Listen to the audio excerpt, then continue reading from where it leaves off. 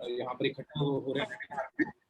तो यहाँ पर इनफैक्ट मैं बताना चाहूँगा, जब यहाँ पर मैंने as a state information commissioner join किया था आज से 2 साल पहले, और यहाँ पे ढेर सारे लोग जो इस फील्ड में एक्सपर्ट्स हैं, वो लोग भी आज जुड़े हुए हैं। तो सेंटर में जब आप देखते हैं और डाउन द लाइन जब आप ब्यूरोक्रेसी में आप जाते हैं, स्टेट कैपिटल आते हैं, स्टेट कैपिटल के बाद जब डिस्ट्रिक्ट में जाते हैं, डिस्ट्रिक्ट के बाद जब तहसील में जाते हैं, तो पीआईओ के जो काम करने का तरीका होता है उसमें जमीन आसमान का अंतर देखने को मिलता है। सेंटर में थोड़ा सा ऑर्गेनाइज स्ट्रक्चर वे में काम आपको देखने को मिलता है, और स्टेट कैपिटल में उससे थोड़ा कम। और स्टेट कैपिटल के बाद अब नीचे जाते हैं डिस्ट्रिक्ट लेवल पे, या फिर आप देखते हैं कि गांव पर या तहसील में, तो वहाँ मतलब भगवान भरोसे है। पीआईओ अपने हिसाब से काम करते हैं, अवेयरनेस नहीं है, लोगों को भी जानकारी नहीं दी। और खास तौर से स्टेट इंफॉर्मेशन कमीशन में आप देखेंगे कि सबसे ज़्यादा मामले जो हैं वो ग्राम पंचायत से जुड़े हुए मामले आते हैं। तो हमने सोचा कि जो रूरल बैकग्राउंड से जो लोग आ रहे हैं, उनके लिए कैसे एक प्लेटफॉर्म तैयार करें जहां पर सब लोग अपनी चर्चा कर सकें। और उसकी शुरुआत मेरी जब इनसे बात हुई शिवानंद द्विवेदी जी से, तो हमने कहा कि एक वेबिनार करना चाहिए।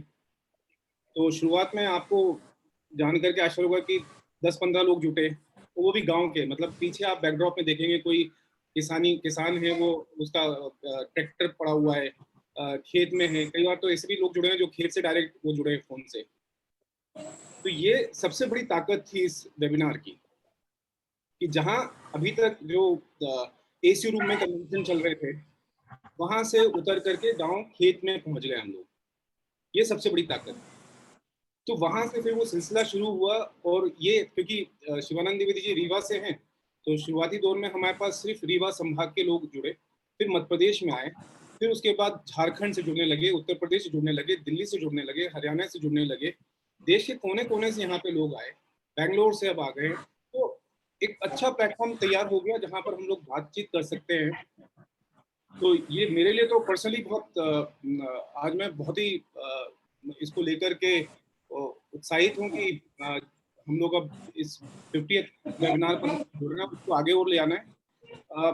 सवाल आज का है, सबसे बड़ा सवाल ये है कि आज तक हिंदुस्तान में सूचना को लेकर के इतनी बड़ी जरूरत और इतनी ज्यादा जरूरत कभी महसूस नहीं हुई जितनी आज हो रही है। 2020 से ये सिलसिला शुरू हुआ, 2021 में शुरू हुआ, जहां सूचना की वजह से आपकी जान बच सकती है या आपकी जान पर बन सकती है सूचना नहीं मिलने की वजह से। ये पहली बार हुआ हिंदुस्तान के इतिहास में।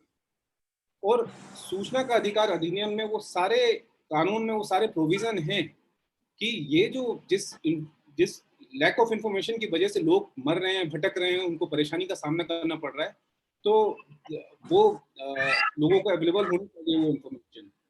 बट स्थिति क्या है, और गवर्नमेंट का दावा है, उसमें सरकार का, प्रशासन का हम दावा देख रहे हैं यहाँ पर कि वेबसाइट पर भी देखते हैं उनके कि ये इंफॉर्मेशन अवेलेबल करवा रहे हैं पीडीएफ फॉर्म में, और ये सब क्या वो काफी है? तो बेसिकली सिस्टम और कोरोना को लेकर के आप लोगों की क्या मतलब चैलेंजेस, आप किस तरह से चैलेंजेस देख रहे हैं? थर्ड वेव की बात हो रही है, तो क्या हम लोग तैयार हो चुके हैं कि अब अगर फिर से थर्ड वेव आ जाए या पूरा कंप्लीट लॉकडाउन हो जाए, तो कम से कम इस बार सिस्टम जो है क्या वैसा इवॉल्व हो चुका है कि हम लोगों को जानकारियां मिल पाएगी? तो मैं शिवानंद द्विवेदी जी, इसमें आप आगे इसमें कार्रवाई इसको ले जाइए। उसमें जो वक्ता है अगर वो लोग अपनी राय इसमें रख सकें तो हम लोग सुनना चाहेंगे। जी, बिल्कुल मान्यवर, धन्यवाद। बहुत-बहुत धन्यवाद। बहुत ही इम्पोर्टेंट आपने प्रकाश डाला पूरे इस 50 जो भी हम लोग 50वें पायदान तक पहुँचे हैं, उसके बैकग्राउंड के बारे में, और बहुत ही छोटे से हमने प्रारंभ किया था, जैसे कि हर काम बहुत छोटे से ही प्रारंभ होता है।